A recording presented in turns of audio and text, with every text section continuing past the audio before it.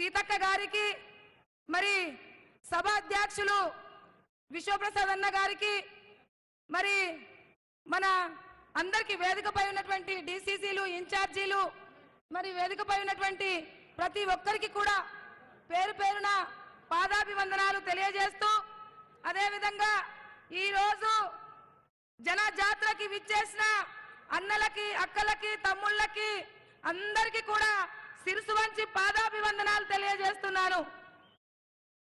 ఈ రోజు ఆదిలాబాద్ జిల్లాలో రాబోయే మే 13 నాడు అందరూ చేతి గుర్తుకు ఓటేసి భారీ మెజార్టీ ఇచ్చి మరి ఢిల్లీలో రాహుల్ గాంధీ గారిని ప్రధానమంత్రి చేయడానికి మీరందరూ కూడా చేతి గుర్తుకు ఓటేసి గెలిపిస్తారనేసి మీకందరికీ పాదాభివందనాలు తెలియజేస్తున్నాను।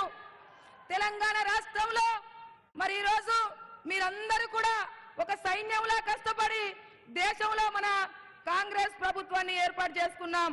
మరి రాష్ట్రంలో ఏర్పాటు చేసుకున్నాం, దేశంలో కూడా కాంగ్రెస్ ప్రభుత్వాన్ని ఏర్పాటు చేసుకుంటే మన దేశం బాగుపడుతుంది, మన ప్రాంతం కూడా బాగుపడుతుంది, మన రాష్ట్రం బాగుపడుతుంది।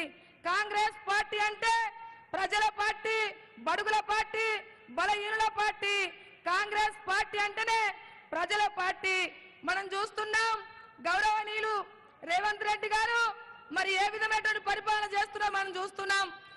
మనం గతంలో చూసిన బీఆర్ఎస్ పరిపాలన ఎలా ఉండేనో చూసినాం, ఇప్పుడు మరి ప్రజల వద్దకే పరిపాలనను తీసుకుపోతున్నాం।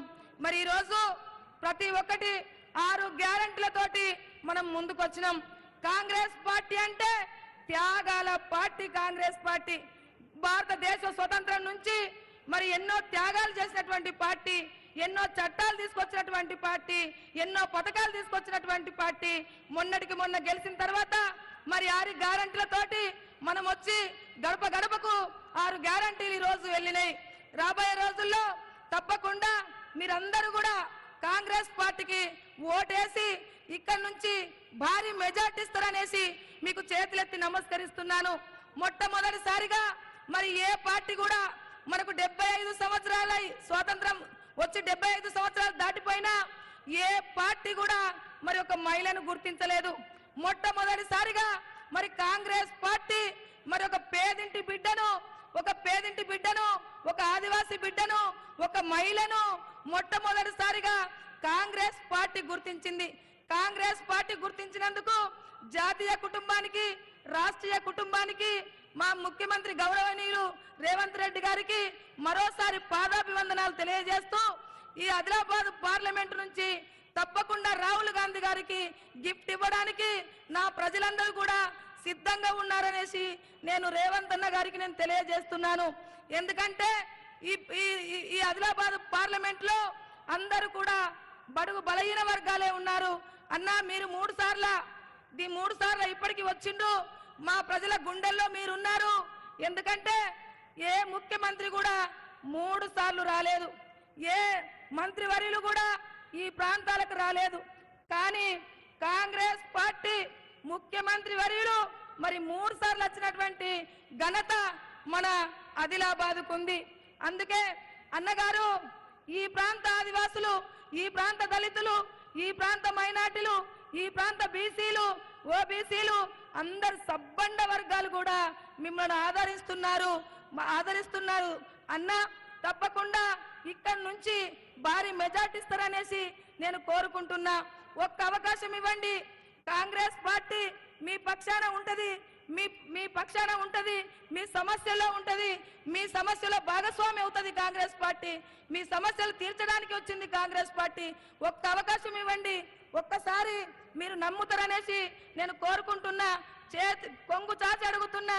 దయచేసి ఒక్క అవకాశం ఇవ్వండి। 10 సంవత్సరాలు బీఆర్ఎస్ కి ఇచ్చిండ్రు, 10 సంవత్సరాలు బీజేపీకి ఇచ్చిండ్రు। ఈ రోజు దేశంలో రాజ్యాంగబద్ధంగా రాజ్యం పరిపాలించబడాలంటే కాంగ్రెస్ తోటే సాధ్యమని ఈ సందర్భంగా తెలియజేస్తూ ఈ ఆడబిడ్డకి కాంగ్రెస్ పార్టీ మరి ఈ ఆడబిడ్డకి కాంగ్రెస్ పార్టీ టికెట్ ఇచ్చింది, మీరు ఆదరించి హక్కున చేర్చుకొని ఒక ప్రశ్నించే గొంతుకగా నన్ను పార్లమెంటుకు పంపిస్తారనేసి కొంగు జాచి మరి అడుగుతున్నాను, దయచేసి ఒక్క అవకాశం ఇవ్వండి ఆడబిడ్డకి, ఒకే ఒక అవకాశం ఇవ్వండి ప్లీజ్, ఒక్క అవకాశం ఇవ్వండి.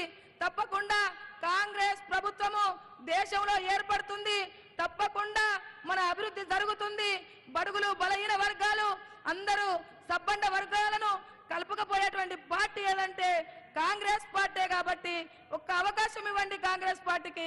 సామాన్య జీవితం గడిపేటువంటి గౌరవనీయులు రాహుల్ గాంధీ గారికి ఒక్క అవకాశం ఇవ్వండి ప్రధానమంత్రి చేయడానికి అని కొంగు జాచి అడుగుతున్నాను. మీరందరూ కూడా ఒక్క అవకాశం ఇస్తారనేసి చేతులెత్తి నమస్కరిస్తున్నాను. చేతి గుర్తుకే అందరు చేతులెత్తాలి ప్లీజ్ దయచేసి. చేతి గుర్తుకే, చేతి గుర్తుకే, చేతి గుర్తుకే.